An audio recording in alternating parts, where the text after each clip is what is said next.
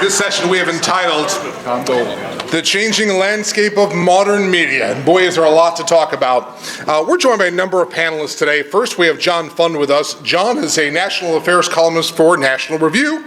He worked for the Wall Street Journal for more than 2 decades. Starting in 1984, and was a member of the newspaper's editorial board from 1995 to 2001. Fund has written for Esquire, Reader's Digest, Reason, The New Republic. He co-wrote Cleaning House, America's Campaign for Term Limits in 2004. He wrote Stealing Elections, How Voter Fraud Threatens Our Democracy. He's written 2 books with Hans von Skalbowski. Close enough? He never binds. All right. Who's counting? How fraudsters and bureaucrats put your vote at risk in Obama's enforcer, Eric Holder's Justice Department. Please welcome John Fund. Yep. Opening remarks? Yep. Well, you were just opening remarks. I couldn't do that. Oh, never mind. It's okay. All right. I'm going to do something a little different here, which is I'm going to discuss the media, but I'm also going to discuss how the new digital age has not helped us so much at the top as I thought it would.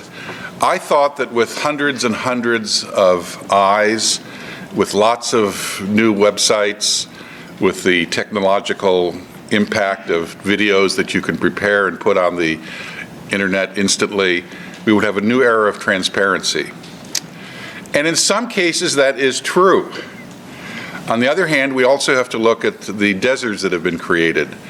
One is that if you have a local school board, if you have a local county commission, if you have any kind of local government which probably affects you directly on your daily life far more than even the federal government does, or the state government, coverage of that has probably vanished.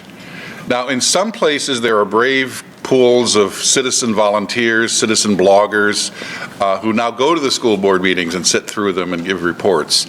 But they don't have the kind of reach or necessarily the kind of credibility with movers and shakers that the old reporters had, who of course are now unemployed. So there are problems there. There's also a problem with, I think, transparency at the very top of our federal government, specifically the executive branch and the White House. I thought that, the calcified, ossified White House press corps could only be improved by the advent of the new media and all kinds of competition on the internet.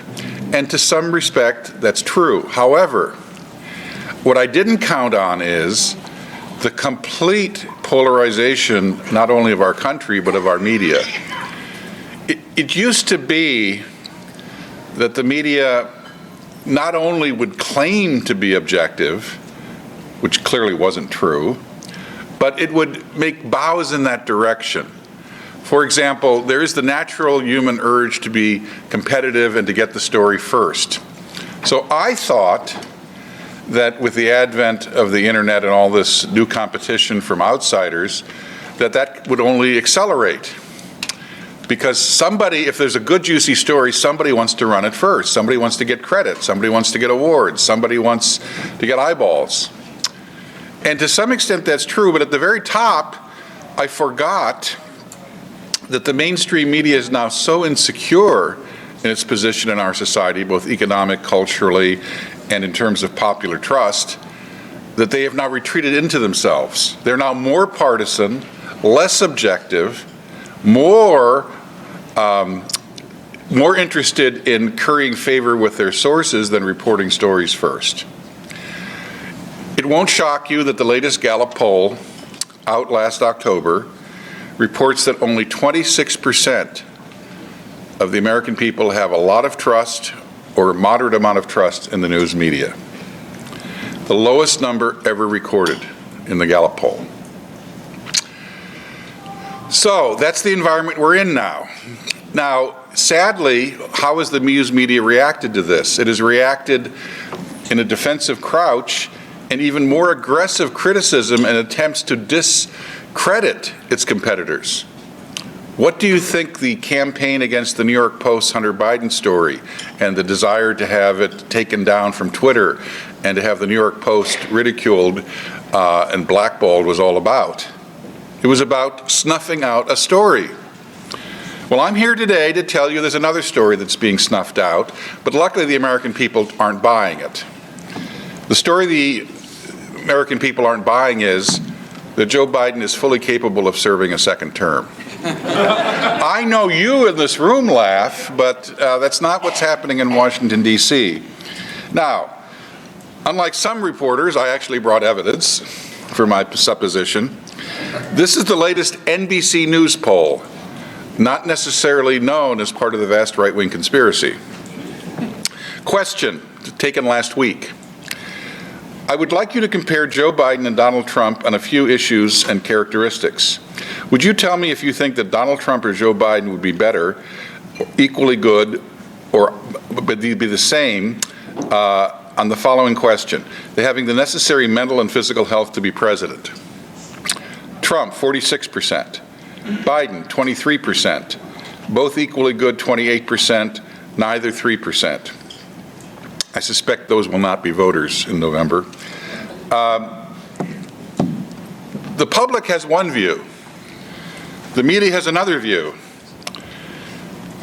That's just our Uncle Joe. He's always been like that. Nothing to see here. Move along. Well, there is a sad, sad history of Democratic presidents, and frankly, it's only Democratic presidents, engaging in cover-ups of their health and succeeding with the cooperation of the media. I refer you to Woodrow Wilson, who suffered a debilitating stroke in 1919, and for 18 months the country was effectively run by Mrs. Edith Wilson. And she basically decided who went in to see the president, she decided how long they stayed, she decided what he signed. In fact, we pretty much think she signed for him on some things, and she was effectively the president. But the White House was able to keep everyone at bay. They had carefully staged cabinet meetings, which were basically held to convince the cabinet that he wasn't moving around with a drool cup. But Wilson was clearly not prepared to be president. Then we have the most sad case, which is 1944 and Franklin Delano Roosevelt, who rashly decided to run for a fourth term. In March of 1944, his personal physician told the news media, "The president's health is better than it has ever been since I've treated him since the 1920s." That was his personal physician at the White House. The next day, he was promoted to Rear Admiral in the United States Navy. Those two events are completely coincidental. Completely. A month later, the White House, worried about the president's health, brought in the most eminent cardiologist in the country, who examined the president and reported that he had catastrophic arteriosclerosis, heart disease, and was dying. And the odds of him finishing a second term were nil. The president processed this information, carefully considered it, and announced he was running for a fourth term. And immediately started holding far fewer press conferences. He held some carefully staged, managed events in 1944, including a very famous drive through New York City, which attracted 2 million people. He sat in a car and waved, and convinced people, enough people, that at a time of war they shouldn't change leaders. He then went off to Yalta to meet Joe Stalin after the election, where I'm not going to go into the history of Yalta, but the president was in ill health, confused, very tired, and I'm going to read something to you. I just have to find it. This will tell you the condition that the president was in when he was at Yalta. This is to his friend William Bullitt, and it was going to be about his negotiating strategy. This isn't a letter. Hold on here. Might I just jump in really quick while John looks for some points? Really interesting point to note is that when FDR's health was failing and he was sliding in the polls, his Democratic advisor said, look, you might lose this election, His vice president at the time was Henry Wallace, who was viewed as a very far-left partisan radical. So they ousted Henry Wallace, they put in Harry Truman, and that was a way that they saw their poll numbers actually increase, and I think that's something Democrats are worried about with Kamala Harris. But Thank you for filling the gap. You bailed me out. Thank you. I found it. This is Roosevelt. By the way, this is in Roosevelt's handwriting. The letter still exists. I think that if I give Stalin everything I possibly can and ask nothing from him in return, he will work with me for a world of democracy and peace. I'm not making this up. This is what the U.S. negotiation position was in Yalta with a seriously ill president. Roosevelt died 2 months after Yalta. Then we have the case of John F. Kennedy. John F. Kennedy was a curious case because in one way he was extremely healthy, as his extracurricular activities confirmed. By the way, the news media did not just cover up his affairs. They covered up an affair with the girlfriend of the leading mobster in Chicago. That is a national security issue. J. Edgar Hoover famously said, when he visited Robert F. Kennedy, the president's brother, who was Attorney General, okay, the president has a new girlfriend. We have investigated her. Ellen Romesh is a spy for the East German Stasi secret police. And Robert F. Kennedy said, I'm shocked. I couldn't believe this would happen. And Hoover turns to Kennedy and says, we've been here before. In 1942, I had to investigate John F. Kennedy for having an affair with Inga Arvad, who was a spy for the Nazi Gestapo. He says, so Hoover literally later said in life, what are the odds that the President of the United States would have affairs both with a Nazi agent and a communist agent 20 years apart? Then, I wouldn't even go into Bill Clinton. But John F. Kennedy's health in other ways was so precarious that the basic consideration is he had early on-stage Parkinson's. He would not have survived a second term if he had been reelected. So there's a long history of cover-ups by the media of certain kinds of presidents. Joe Biden has been benefiting from this. We all know that they allowed him to run his basement campaign in 2020. There were very few demands upon his stamina and health. And now we're going to go through that again, except he has the White House to protect him. How bad is it? The White House has set up a special team of 6 staffers. They are surrounding him every day. And by the way, he only appears between 10 a.m. and 4 p.m. unless it's a prayer breakfast or a state dinner or something. So they only have a 6-hour window in which they have to stand him up and make sure that he is coherent and functional. Well, what do these 6 people do? Well, they've traded his business shoes for, I wore this to show you, no skid black sneakers, so much less chance of falling. The stairs on Air Force One have been adjusted so that he now exits from the bottom floor of Air Force One, not the top floor, far fewer steps and all of that. Somebody's always at the podium to guide him so that he doesn't, go this way or shake his invisible friend, of which he apparently has many. I hear Harvey has been hired at the White House. Jimmy Stewart, remember, had Harvey. What are these 6 people called? Well, the White House has an internal name for them. The Fall Guys. They are terrified that something will happen to Biden or Biden will do something between now and November. The news media is completely uninterested in this.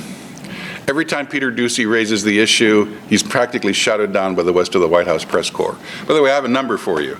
There are basically 100 people who appear regularly at the White House press corps briefings. We know from political campaign contributions, from party registrations, whatever it is, we know where they fall. 3 of the 100 are Republicans. This cover-up is working, and sadly, it's an old media cover-up that the new media has not been able to penetrate. All right. Thank you, John.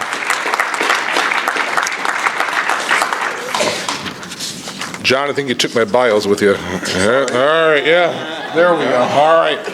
Speaking of cover-ups, all right, yeah. All right. I managed to do that very cleverly. You did. All right. Let me also introduce Ryan Girdusky. Ryan James Girdusky is a New York native. Since 2007, Ryan's worked in politics, starting out with New York City Councilwoman Helen Sears. He's worked on dozens of political campaigns, including Michael Bloomberg for mayor, Bob Turner for Congress, Liberty for All Super PAC, Bob Holden for city council, and for the Logan Circle Group. Yeah, so I worked in the media primarily for the Washington Examiner back in 2015, and they did not enjoy me, the bosses there, at all. They didn't know really what to do with me, so they put me on a campaign beat to get rid of me. I think they thought, let's put on the two campaigns that are never going to last, and we'll fire them right afterwards. And those campaigns were Bernie Sanders and Donald Trump. So, needless to say, I lasted. And I wrote the article that Bernie supporters weren't going to go to Hillary. I went to the DNC. I wrote that Trump was going to win. And they thought that I was absolutely insane. I worked with, Bill Kristol, who hated me on a regular basis. And I was right about everything. And I thought, after election day, I said, this is it. I'm going to get a huge promotion. They'll put me out there because I was right. And I got zero promotion. And they hired a bunch of people who were wrong about everything from CNN and brought them over to the Examiner. And they got all the media hits. And I said, this is insane. And it just is a very small nugget of what has happened. I mean, how many people were ever held accountable for the Iraq War? Jim Cramer is still on television talking on CNBC about stock advice after he said, put all your money in Bear Stearns. This is a constant thing, and the new role that the media is having as media institutions, even digital media institutions, are failing, is there is a business model now for people who are rabble-rousers, a little like myself. But if you could get 5,000 people or 10,000 people, and it's a big country, to give you $5 a month to do your political hot takes, you can make a very serious, lucrative business for yourself. And that is what a lot of quote-unquote influencers do. And then you can also peddle with campaigns to feed information, get paid by campaigns. And that's what we're seeing a lot in this election more than in any other.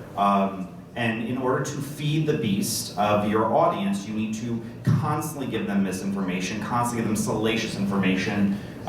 Such and such candidate's going to drop out, such and such candidate's faking cancer, such and such candidate. And you've seen this more and more and more and more. It's a really, really dangerous place. And because the media has not checked on themselves over the last 2 decades and has lost so much faith by the American public, you're seeing this increase, a scary increase of, I think, fairly unhinged influencers who can make a lot of money both working for campaigns and dishing out what they perceive to be the truth to an audience that are looking for it and looking to believe that what they see in front of their eyes is not true. I'll say one last thing. There was a great article about, now I'm blanking on both the author and the title of it, but basically it talks about the man who saved Ronald Reagan when his assassination attempt happened in 1987.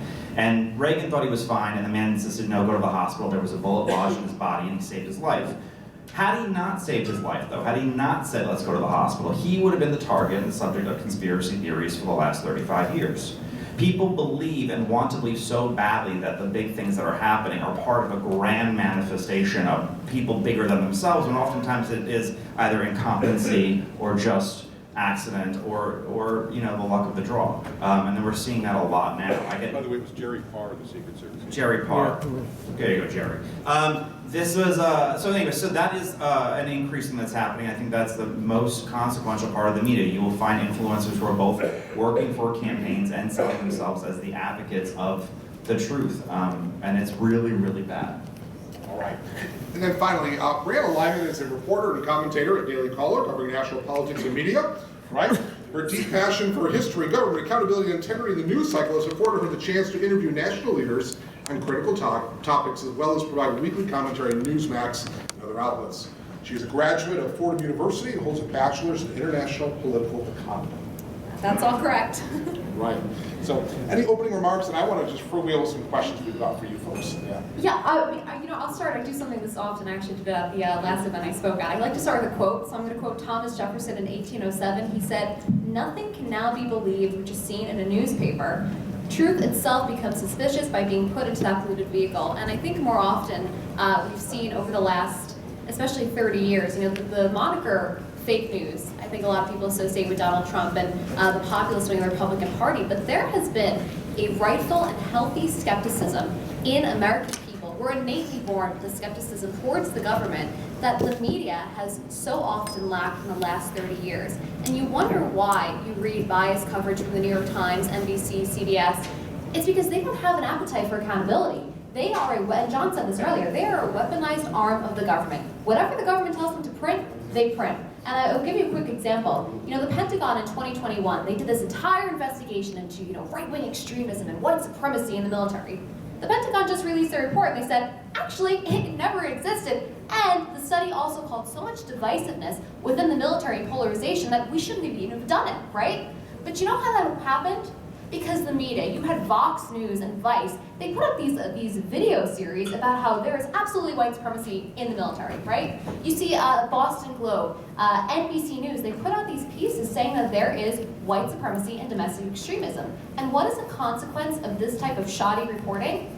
In December of 2021, the Pentagon says, you know what, we're going to say no more extremism activity, and they banned military members from simply liking a tweet. And who defines what extremism is?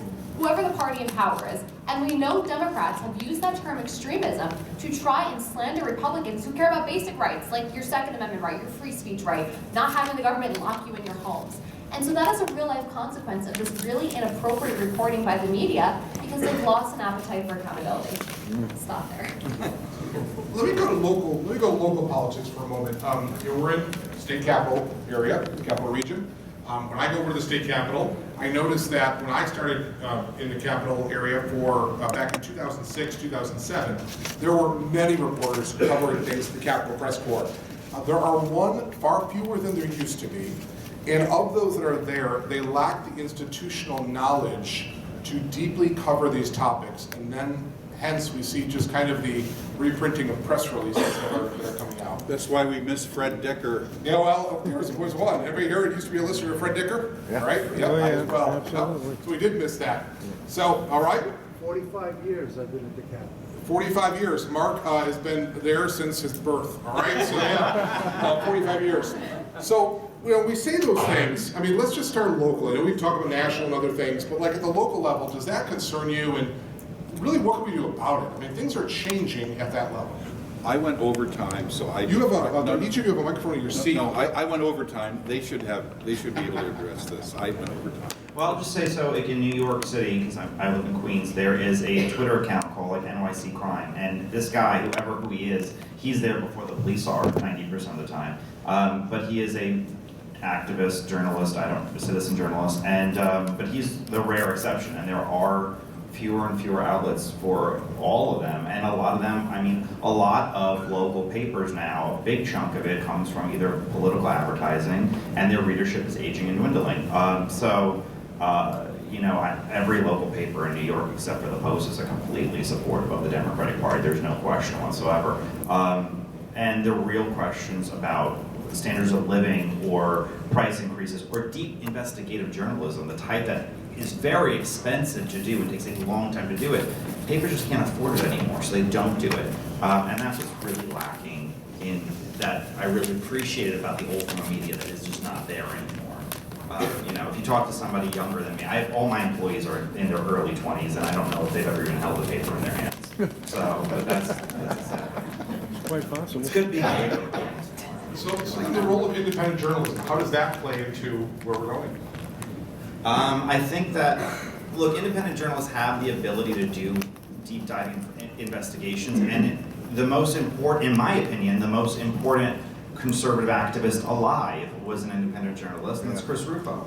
Chris Rufo, when he founded the DEI stuff and the CRT stuff in schools, he was not, and he didn't belong to the New York Post or the Wall Street Journal. He was an independent journalist, and then the Manhattan Institute picked him up. But he's done more in the last 5 years than any other conservative in America to really highlight something systemically bad, which is, anti-white, anti-Asian, anti-Jewish, a cesspool going on in our public and private institutions. And it was him and him alone. Yeah. So, there is a role for them if they want to do the work. The problem is for every brilliant, smart, forward-thinking Christopher Rufo, you have an insane person who's and they are literally borderline insane, some of them, who sit there and say, I could get invited to Mar-a-Lago if I just say enough salacious things on the internet, and I get enough retweets, and there is a market for that. So that's the good and the bad of it all, is people who think that they're giving inside information, and there's a lot more of those people who think that they're selling the truth than are actually doing something really profound. And that's why, you know, the good ones are few and far between. Brianna hasn't spoken yet, but this is directly on point to what Ryan said, so I apologize. John, please. I'm going to say something because it's a family discussion. We have to do something that is against our nature. What Ryan said is absolutely true. There are people out there representing our views, our values, and our institutions that are almost entirely motivated by self-interest and greed. Not that there's anything wrong with that. But exclusively is a problem. Let's put it that way. Each and every one of you have a responsibility not to believe everything you read on the internet. Don't. Even if it's supposedly coming from our side. Now, if I weren't aware of how litigious these people were, I would tell you exactly who to watch out for.